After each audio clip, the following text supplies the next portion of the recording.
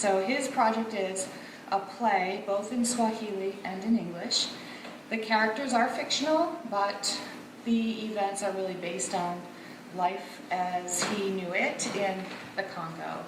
So it's all about the corruption in the Congo, and we'll let Masada start out with a brief introduction of himself, a little bit talking about his project, some of the resources that he used to create his project, some of his beliefs and his hopes from this project, and his feelings about the process. And after that, we'll have an opportunity to do some questions and answers. We can ask him questions about the project. And then at the end, we will go off as a committee. We'll use our rubric to evaluate and make sure that all the criteria has been met to bestow this honor on Masada. So without further ado, I'm going to let Masada stand up. I would like to start by giving a brief history of myself.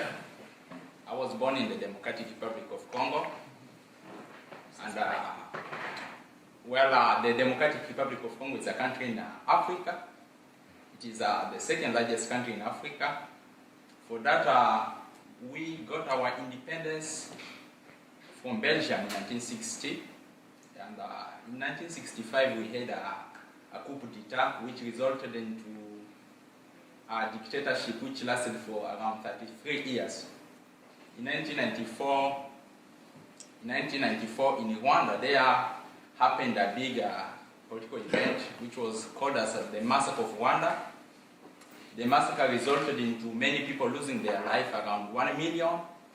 So, and the end result of it was, the conflict was between two tribes, that was Hutu and the Tutsi. The Hutu were the one which were in power, and their leader was shot. The plane of their leader was shot, and he died, which was called General Habyarimana.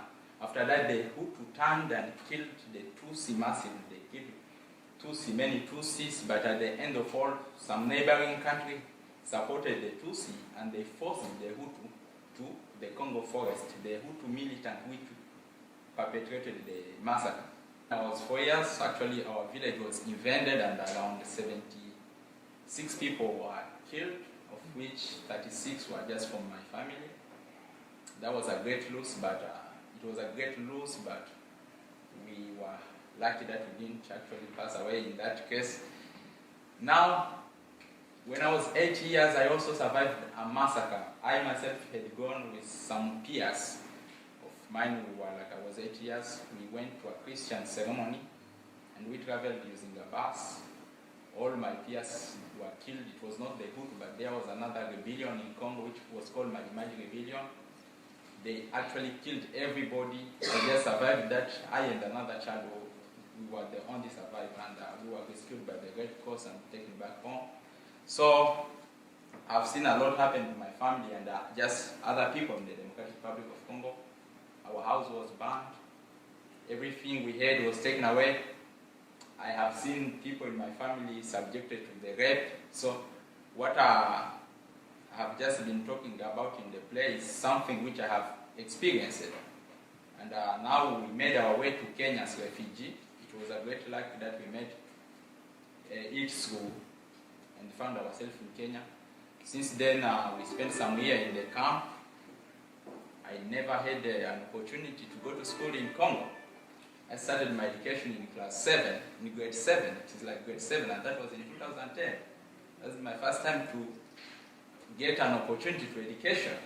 So the country Congo, we have a lot of troubles, and since the United States allowed us to come and pursue our dreams here, that was in September last year that we got to this country, and I got the opportunity to come to Lafayette, which I liked much. And coming here, I found this opportunity of biliteracy, the seal of biliteracy, of which we had some option to explore. So there was essay option and play option. So I decided to pursue the play because I had that idea. Since from all the experience that I had in Congo and what I've been seeing, I always say I would, one day when I will get a chance of writing something, I will have to write about all what happen in Congo and just some other countries in Africa. So we will start with questions. If you have questions, anyone have questions for Masada about his play? I have some questions. It's a biliteracy diploma that you're pursuing, but how many languages do you speak other than, I heard you use the term coup d'etat. Yeah. Yes, Masada. So how many languages do you speak in total? There are like 5 languages. Those I can speak well, and actually 5. That's And those would English, be? French, Swahili, and Mashi, which is my mother tongue. I said English and Kiflewa. Your English is excellent. Your articulation is remarkable. You should be very proud of yourself. Yeah, basically, I taught myself English first. The way I learned English was very fantastic because in the camp sometimes it's hard to get somebody to teach you. And but I was lucky to have a Bible in Swahili and a Bible in my mother tongue. I would just compare verses in Swahili and in English, in Swahili and in English, and that's how I learned English. I would make my own book, notebook, copy this word, I just translate, and later I find myself actually knowing some English, and that's how I actually learned English. Any other question? You said you didn't start school until 7th grade. Yes. That's when you started to learn Swahili too? Yep. That's when I started learning Swahili. How how is the education in Kenya? Was that in Kenya? Yeah, that's the thing. Different than it is here. Yeah, it is very different in many ways. Yeah, first of all, the relationship between teachers and students is very different. Yes, teacher is very liberal, they interact with students, but in Kenya, teacher always they put themselves on a different ground with students, so you can't just interact with the teacher in that way. And the teacher sometimes they are aggressive, they beat students, they cane students. So I've never seen a teacher caning a student here. So moreover, here I think in Kenya they try to make people learn by memorization. Here I think people learn like practically. Yeah, those are, but any other thing is okay. They are almost the same because the curriculum is almost the same, but it's a bit different. What did you find to be the most difficult in translating from Swahili to English when you were writing? Yeah, the most difficult thing is that, in Swahili there are some words which are actually, you can't actually translate them directly. That's the part which I found difficult. There are some things which have actually, they have their own meaning. You feel it better if you speak it in Swahili.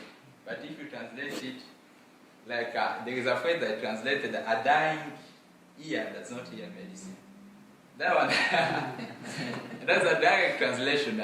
But I couldn't actually get I don't know if that exists in English. A dying ear doesn't hear medicine.